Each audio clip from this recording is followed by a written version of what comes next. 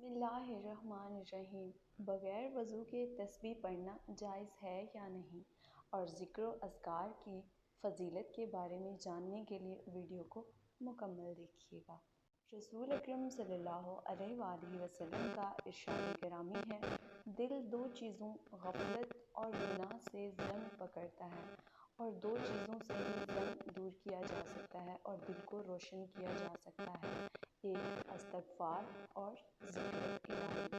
حضرت ابو درداء رضی اللہ تعالیٰ عنہ کا قول ہے، ہر چیز کو چمکانے کے لیے کوئی نہ کوئی چیز ہوتی ہے، لیکن دلوں کو ذکر الہی سے ہی چمکایا جا سکتا ہے۔ علامہ ابن قیم رحمۃ اللہ فرماتے ہیں کہ ایک مرتبہ شیخ مجھ سے کہنے لگے، محبوس وہ نہیں جسے قید کر دیا جائے، بلکہ محبوس وہ ہے جس کا دل اپنے رب سے رک جائے۔ اسیر وہ نہیں جو گرفتار ہو جائے، بلکہ اسیر وہ ہے جو خواہشات کا اسیر ہو جائے۔ ایک مرتبہ رسول اکرم صلی اللہ علیہ وآلہ وسلم نے مکہ شریف کی طرف سفر کرتے ہوئے جمدان پہاڑ سے گزرتے ہوئے ارشاد فرمایا، مغردون سبقت لے گئے۔ آپ سے پوچھا گیا، اللہ کے رسول صلی اللہ علیہ وآلہ وسلم، مغردون کون لوگ ہیں؟ فرمایا، کثرت سے اللہ کا ذکر کرنے والے مرد اور عورتیں۔ نبی کریم صلی اللہ علیہ وآلہ وسلم نے فرمایا، ذکر الہی کے لیے کوئی قوم جب اور جہاں بیٹھتی ہے تو ملائکہ ان پر گھیرا ڈال لیتے ہیں، اللہ کی رحمت ان کو ڈھانپ لیتی ہے اور اللہ تعالیٰ ان کو اپنی مجلس میں تذکرہ فرماتے ہیں۔ آپ صلی اللہ علیہ وآلہ وسلم نے ارشاد فرمایا، اللہ کا ذکر کرنے والے اور نہ کرنے والے کی مثال زندہ اور مردہ کی سی ہے۔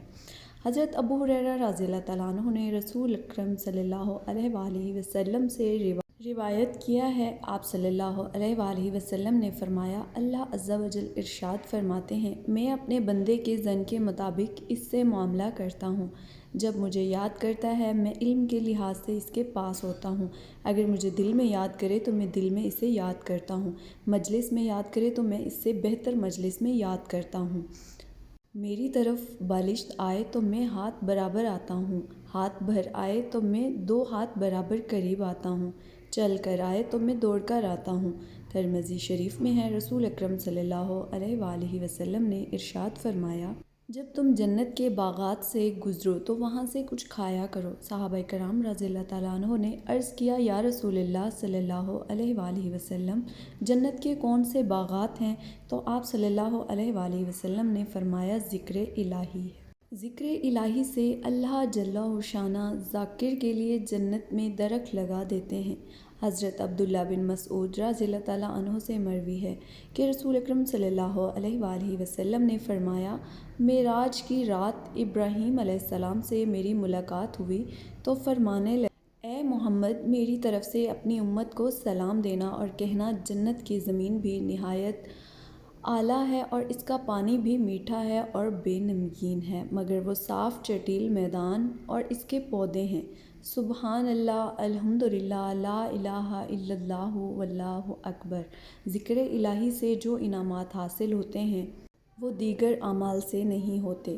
حضرت ابو ہریرہ رضی اللہ تعالیٰ عنہ سے مروی ہے کہ رسول اکرم صلی اللہ علیہ وآلہ وسلم نے فرمایا، جو شخص روزانہ 100 مرتبہ لا الہ الا اللہ وحدہ لا شریک لہ لہ الملک ولہ الحمد وہو علی کل شیء قدیر پڑھے، اسے 10 غلام آزاد کرنے کا ثواب ملتا ہے، 100 نیکیاں اس کے نامہ اعمال میں لکھ دی جاتی ہیں، اور صبح سے شام تک وہ شیطان کے شر سے محفوظ رہتا ہے۔ اس کے اعمال سے بڑھ کر کسی کا عمل افضل نہیں ہوتا، اور یہاں تک کہ اس سے بڑھ کر کوئی عمل کرے، اور جو شخص دن میں 100 مرتبہ سبحان اللہ و بحمدہ کہے، اس کے تمام گناہ خواہ وہ سمندر کی جھاگ کے برابر ہوں معاف ہو جاتے ہیں۔ حضرت ابو موسیٰ رضی اللہ تعالیٰ عنہ سے روایت ہے کہ رسول اکرم صلی اللہ علیہ وآلہ وسلم نے ارشاد فرمایا، اللہ تعالیٰ کا ذکر کرنے والے اور نہ کرنے والے کی مثال زندہ اور مردہ کی مثال ہے۔ عبداللہ بن بصر رضی اللہ تعالیٰ عنہ فرماتے ہیں کہ ایک شخص نے عرض کیا، اللہ کے رسول صلی اللہ علیہ وآلہ وسلم، اسلام کے احکام کی مجھ پر کثرت ہو چکی ہے، لہٰذا آپ صلی اللہ علیہ وآلہ وسلم مجھے کوئی آسان چیز بتا دیں جس پر میں عمل کرتا رہوں۔ آپ صلی اللہ علیہ وآلہ وسلم نے ارشاد فرمایا تیری زبان ہمیشہ اللہ کے ذکر سے تر رہنی چاہیے۔ حضرت جابر بن عبداللہ رضی اللہ تعالیٰ عنہ فرماتے ہیں، میں نے رسول اکرم صلی اللہ علیہ وآلہ وسلم سے سنا کہ آپ صلی اللہ علیہ وآلہ وسلم نے فرمایا، افضل ذکر لا الہ الا اللہ ہے اور افضل دعا الحمدللہ ہے۔ رسول اکرم صلی اللہ علیہ وآلہ وسلم نے فرمایا، جو قوم اللہ کا ذکر کرتی ہے تو فرشتے انہیں اپنے گھیرے میں لے لیتے ہیں اور رحمت انہیں ڈھانپ لیتی ہے اور ان پر سکونت نازل ہوتی ہے۔ اللہ تعالیٰ کا تذکرہ اپنے فرشتوں سے کرتا ہے جو اس کے پاس ہوتے ہیں۔ آپ صلی اللہ علیہ وآلہ وسلم نے ارشاد فرمایا، جو لوگ اپنی مجلس میں اللہ کا ذکر نہیں کرتے اور نہ ہی اپنے نبی صلی اللہ علیہ وآلہ وسلم پر درود بھیجتے ہیں تو ایسی مجلس باعث حسرت اور نقصان دہ ہوتی ہے۔ اللہ اگر چاہے تو انہیں عذاب دے اور اگر چاہے تو معاف کر دے۔ بغیر وضو کے تسبیح پڑھ سکتے ہیں۔ یہ تسبیح پڑھنے کے لیے وضو کرنا ضروری ہے۔ اس طرح ایک اور سوال بھی کیا جاتا ہے کہ کیا بغیر وضو ہم تسبیح کو چھو سکتے ہیں، اسے ہاتھ میں پکڑ کر ذکر و اذکار کر سکتے ہیں؟ یہ تسبیح ہاتھ میں پکڑنے کے لیے چھونے کے لیے وضو کا ہونا ضروری ہے۔ دیکھیں، بغیر وضو کے تسبیح پڑھنا، ذکر و اذکار کرنا یعنی سبحان اللہ و بحمدہ سبحان اللہ العظیم، اللہ کا ذکر کرنا، تسبیحات کرنا اور اس طرح درود پاک پڑھنا یعنی اللہ رب العالمین کی یہ خاص رحمت ہے ہمارے اوپر کہ اس نے اپنا ذکر کرنے کے لیے اور اپنے محبوب علیہ الصلاۃ والسلام پر درود و سلام پڑھنے کے لیے وضو کا ہونا یہ شرط نہیں رکھا۔ یعنی اللہ کی یہ خاص رحمت ہے کہ ہم بغیر وضو بھی رب کا ذکر کر سکتے ہیں، تسبیحات پڑھ سکتے ہیں، حمد و ثنا کر سکتے ہیں اور درود و سلام پڑھ سکتے ہیں۔ یہ بالکل جائز ہے۔ اور اسی طرح تسبیح کو ہاتھ میں پکڑ کر ذکر و اذکار کرنا، تسبیحات پڑھنا یہ بھی شرعی بالکل ٹھیک ہے۔ بغیر وضو اس کے لیے بھی وضو کا ہونا ضروری نہیں ہے۔ البتہ تسبیحات، ذکر و اذکار یا پھر اسی طرح درود و سلام یا باوضو ہو کر پڑھنا یہ افضل ہے، بہتر ہے، لیکن شرط نہیں ہے۔